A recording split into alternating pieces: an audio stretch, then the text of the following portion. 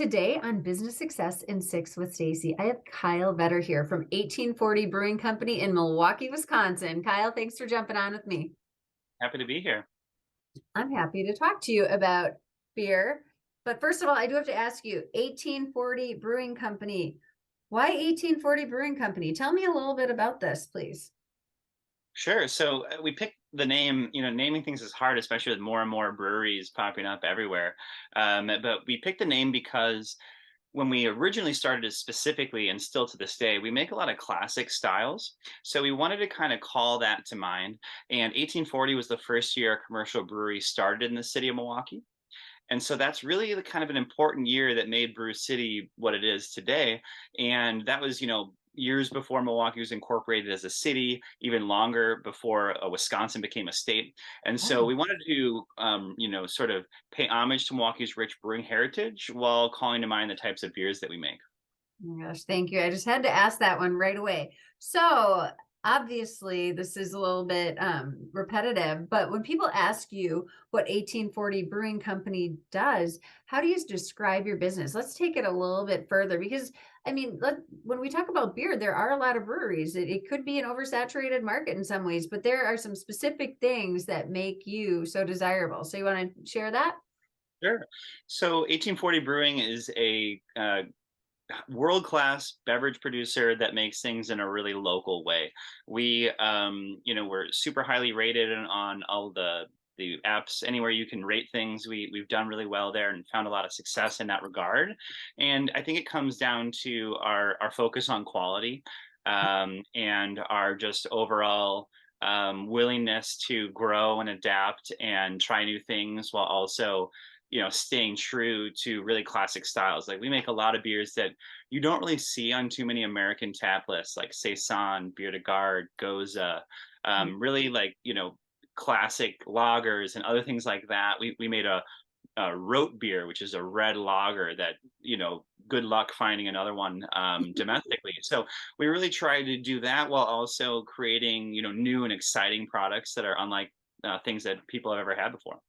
So cool. So you've been brewing beer for quite a while. So let's talk about when you started brewing beer and when you decided to make it your business. You want to share a little bit more?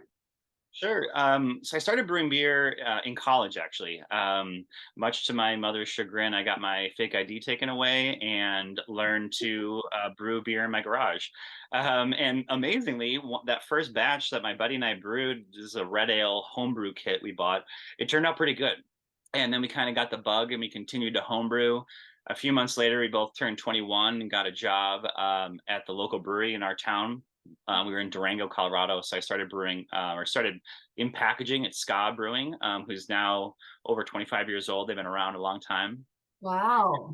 and continued my career. I did take a short period of time where I moved. I was in Colorado for college. I moved back to Wisconsin to start a restaurant that we were eventually going to turn into a brew pub. Okay. And that relationship with that partner didn't work out, and I ended up needing to make a change. My mom was a successful realtor in the North Shore, Greater Milwaukee area, and said, "Why don't you come work for me? I could use some help." So I got licensed. I sold almost $70 million of real estate in 5 years. Had a really amazing run there, and got super burnt out. Okay. Um, and so my wife and I, when she moved from Colorado to join me here, I had already, it was a few months after I had been here, and the restaurant already wasn't working out. And we said, let's still settle in here for 5 years, which was our plan, because in 5 years we were going to hopefully have the second location of the restaurant as a brew pub in Colorado. That Okay. was the long-term goal. And so we stuck to that. And literally 5 years to the day that she moved to join me in Wisconsin, we moved back to Colorado and I got back into brewing. Um, so I was brewing in Aspen at Aspen Brewing Company. And I started there as assistant brewer, worked my way up to lead brewer and barrel oak manager. And really, that's when I fell in love with barrel fermented and barrel aged beers. So, big wine and bourbon casks, Yep. making beer in a much, very, very traditional way. And that's when I kind of, started being like, I really want to do this. I want to focus on this aspect of beer. And I approached the owner about maybe working together within the Aspen Brewing Company umbrella to sort of do sort of an offshoot of the projects that I wanted to work on. And it didn't really line up with his business plan. So we decided to start working on the business plan for 1840. Yeah. And we decided to bring that back to Milwaukee versus doing something in Colorado because the market there was probably 10 years ahead of the market here. Wow. Really, just so many more breweries, so much more creativity, so many more things that I was exposed to that just weren't happening here in Milwaukee. The culture was more developed. And so we wanted to bring what I learned in Colorado to Milwaukee, which is Brew City, and really help it be revived as Brew City once again in the modern sense. Totally. That's quite incredible. And so how long have you been in business here in Milwaukee now? We incorporated in 2016. We opened in August of 17, and so our 6-year anniversary will be this summer. Oh my gosh, congratulations. That's exciting. Through the Yeah, pandemic and everything. So congratulations on that. thank you very So much. what is the biggest way that you impact the community? We really try to be a part of our community. So we have a tap room in the Bayview neighborhood, and we throw quarterly street parties where we involve other local vendors and really just try to get the community to come out and winter, summer, spring, and fall. We do it all year. Try to get everybody to come out and just celebrate the community and then the beer that we make. We do a lot of fundraisers or events at the tap room for charity. A lot of our beer gardens have a charity component associated with them. So we really just, try to give back as much as we can afford to and sort of integrate ourselves into the fabric of the community. And that's sort of our same goal that we have as we continue to expand our brand into other areas. Very, very cool. So what is one challenge that you have faced that other business owners could learn from? I think that the challenge of owning and running a small business is that you might set out to do one thing and you need to pivot and adapt in order to stay relevant, to survive, to grow, to thrive, right? And Mhm. I mean, the pandemic, I think, taught us all that, but we've been learning those lessons since day one, where really it's like, here's how this is going to go. You know, I've written my business plan this way. And then you realize that, like, wow, this isn't going to be exactly that. And if you can be open to that and adapt and change, I think you're going to be more successful. And that's why I think we've been able to find success and are still on a growth path, is because we're open to making those changes and accepting where we are today, and then using that information to try to get us to tomorrow.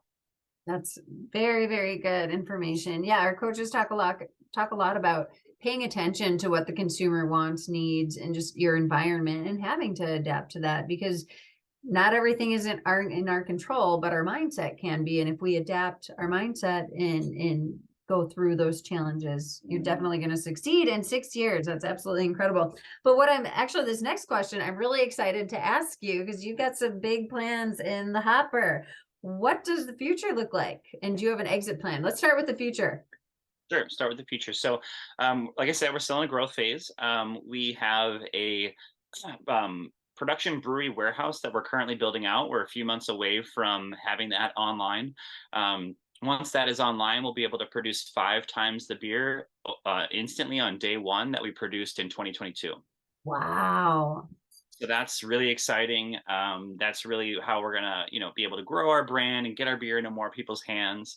And so that's super fun, kind of in the works.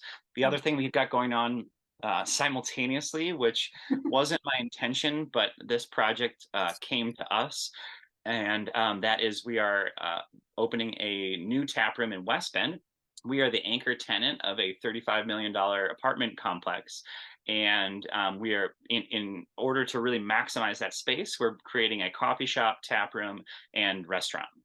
That is absolutely so exciting and incredible. And then we also, before you did mention another road show, so to speak. Did you want to Yeah. share that with our viewers as well? You've got a lot of experiences to share with our viewers.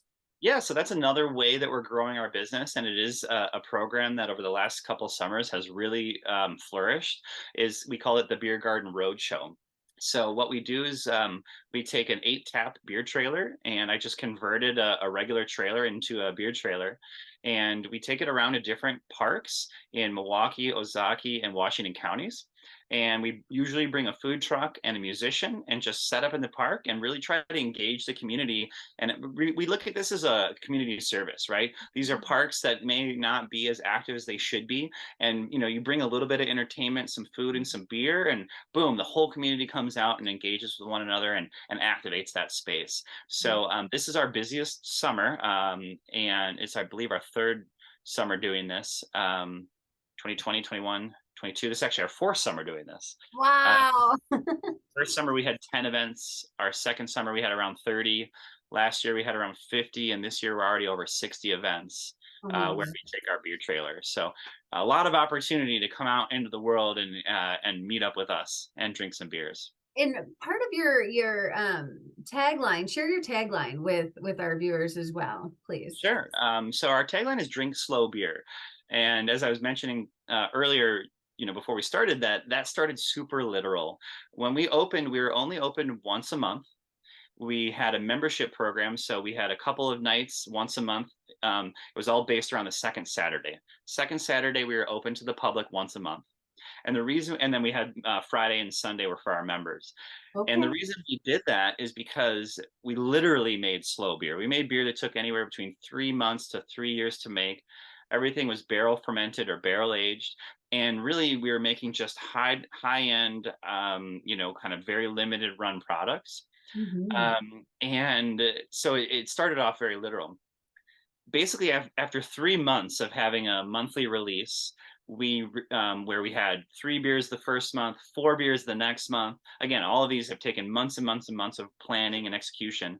Sure. And then the next month, I was only going to have 2 beers ready, because beer of this nature is ready when it's ready. It doesn't care what my schedule is. Okay.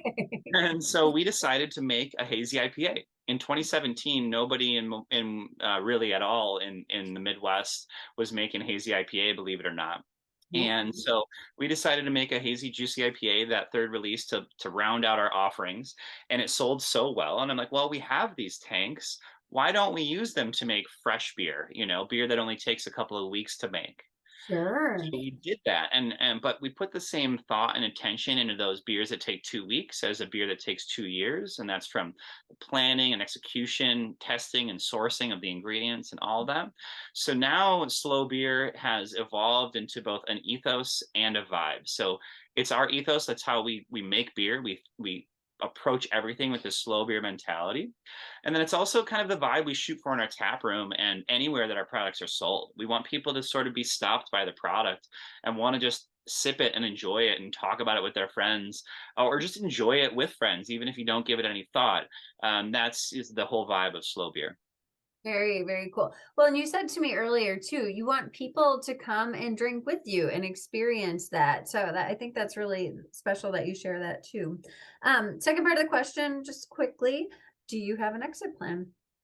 So, I mean, not really right now. I'm so focused on growth that the exit isn't something that I'm really spending a lot of time thinking on. But the reality is, we grow to a point that we have, a valuable asset here. Now it's saleable, and so that's kind of always in the back of my mind is. Slow, comfortable, sustained growth that doesn't require a lot of additional capital or additional partners, so that we have more value come cash out time should somebody want to purchase the brand from us. Sure. Well, and I know you love Colorado, so that's part of the reason why I was asking. But you also have children, so Yeah, yeah, it's part of the when and how, right? yeah, exactly. It's not our focus, but obviously, I mean, if wanted to finish this call with making me an offer, like, I'd look at it. Absolutely. There's a price for everything, right? Everything. That's right. My final question for you today is, all subjects open. What inspires you most? So I think the thing that inspires me most is something that is probably the biggest surprise that has come out of owning a small business for me, and that is the joy I take in employing and supporting other people. We've really attracted some really top quality talent. Some of them have started, super part time and have worked their way up. And we've really cultivated this really cool group of people who I'm thrilled to be able to, provide a way for them to support their families and their lives and their goals. And Mm. that's something that we didn't really set out to do. I didn't really set out to have a lot of employees. We really just wanted to keep this super simple. We called it our lifestyle brand, and we wanted to just basically support our lifestyle to a certain degree, and then just that was it. That was our goal. It wasn't super lofty. But once we did start to grow and get the feedback from the community that, hey, we want more of this, and um, we had the opportunity to hire people in order, and really needed to make that happen.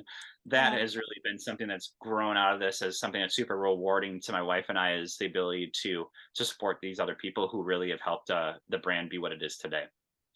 That is so cool. And once again, it's just being open to that growth and being open to, oh, well, this isn't exactly how I thought about it. But some of the best leaders are the ones that are open and listening and aware and providing. So, congratulations. So, tell me, Kyle, if someone wants to connect with you or learn more about the beer, learn where you're going to be this summer, what's the best way for them to follow you? For sure, just check out our website, 1840brewing.com. We have our beer garden schedule on there, our current tap list offerings. We have a regular calendar that has all the other things that we do, like trivia nights and fundraisers and other things like that. So really follow us on the website, follow us on all the socials, and that's where we try to really connect with people. We're trying to really do this grassroots, so we don't spend a lot of money on marketing. We really rely on word of mouth and Good. social media and our website. So connect with us online and come visit us in person. Really, our staff is super knowledgeable. They want to talk to you about beer and why our process is special, and they'll do that at our beer gardens or at our tap rooms or anywhere that you can find our products. Cool. Well, thank you so much. Good luck. Keep growing and can't wait to see you in West Bend as well. Thank you so much. It was great talking with you. You too. Take care.